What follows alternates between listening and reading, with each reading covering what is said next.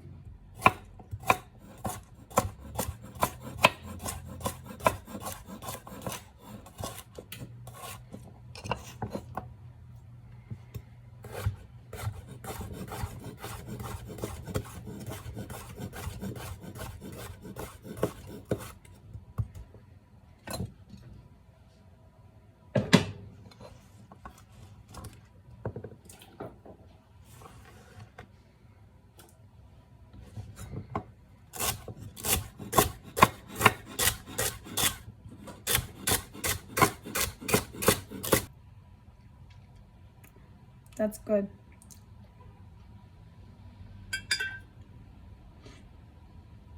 I drained most of the water. I'm gonna put an entire stick of butter. I'm gonna do a rough chop. I want it creamy with bits. Okay, if you are not a pro smasher, I do not recommend giving that a try. Yield that to the professionals. You could also use a blender if you want it super creamy. A blender is not a bad idea either. I would just add probably a little bit more half and half if I did it that way. Okay, there it is. Thicken it to your liking, and you got creamy potato soup.